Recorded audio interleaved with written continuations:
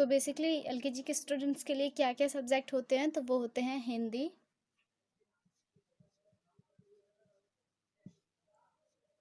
English, math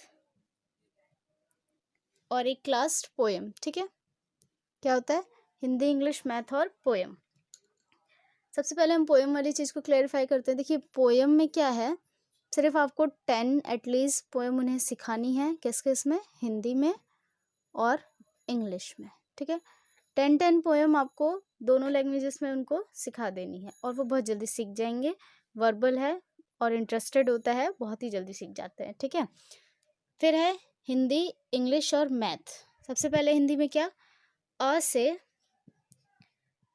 ज्ञ तक उनको आ जाना चाहिए, बोलने भी और लिखने भी। इट मीन्स ओरल भी और रिटन भी, दोनों तरह से। ठीक है, ऐसे ही इंग्लिश में आपको उन्हें A to Z सिखाना है, स्मॉल और कैपिटल दोनों में।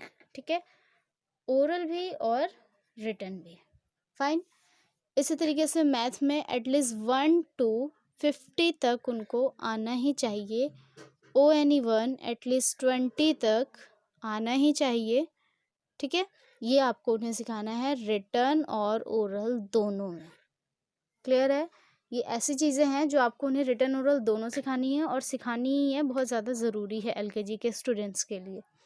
ठीक, उसके बाद आप ये तो स्टेप 1 ले लीजिए आप कि आपको इन्हें ये चीज़ें स्टेप 1 में सिखानी है। ठीक है, स्टेप 2 एक्टिविटी के थ्रू आप भी चीज़ों को सिखा सकते हैं। ठीक है, एक्टिविटी कैसा? आप उन्हें मैचिंग करवाइए। ठीक है, आप उन्हें पजल्स हेल्प करवाइए, लेटर पजल्स, नंबर पजल्स, इस तरीके की पजल्स का हेल्प ले करके आप उन्हें लेटर का आइडेंटिफिकेशन करवाइए और एक्टिविटी करवाइए। ठीक है, आप मिसिंग नंबर यूज़ करिए। ठीक है, मिसिंग नंबर का एक टेस्ट सीरीज़ बनाइए और उनको दीजिए, वर्कशीट दीजिए आप उनको। ठीक है, फिर आप इस तरीके की चीज़ों का करवा करके इन तीनों लैंग्वेज में उनको एक्टिविटी करवा सकते हैं। इसके अलावा आप उनको जैसे मैथ में आप उन्हें आफ्टर बिफोर स्टार्ट करवा सकते हैं। इससे उनका ये 1 to 50 काउंटिंग जो है वो स्ट्रांग होगा अगर आप उन्हें आफ्टर एंड बिफोर करवाएंगे तो। ठीक है, नेक्स्ट आप उनको ग्रेटर देन, लेस देन भी करवा सकते हैं। आप उन्हें बिटवीन भी करवा सकते हैं। ठीक है, बिटवीन करवाइए आप उन्हें,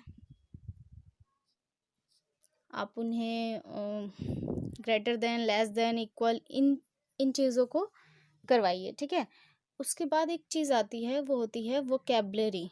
क्या होती है? वोकैबलरी। अब यहाँ पे इतनी बड़ी चीज़ तो है नहीं जो वोकैब करवाना बहुत ज़्यादा ज़रूरी है, बट आप उन्हें छोटे छोटे वोकैब्स तो करवा ही सकते हैं। जैसे 5 लाइन एटलीस्ट आप उनको माई सेल्फ सिखा दीजिए ओरली। ठीक है, काफ़ी होगा इतना, माई सेल्फ ओरल।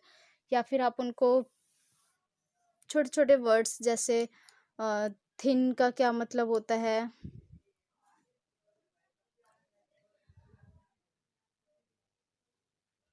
छोटे छोटे वर्ड जैसे हाई, लॉन्ग, ठीक है, थिक, थिन, ठीक है, और जैसे टॉल, शॉर्ट। ठीक है, इस तरीके की चीज़ें आप उनको सिखाइए और छोटे छोटे वर्ड्स से सिखाइए। इससे क्या होगा, उनकी वोकैब स्ट्रांग होगी, ऑपोजिट वर्ड भी वो समझ पाएंगे, कुछ वर्ड्स का मीनिंग भी वो समझ पाएंगे। ठीक है, तो ये सारी चीज़ें किन चीज़ के लिए हैं? एलकेजी के स्टूडेंट्स के लिए। Okay, thank you.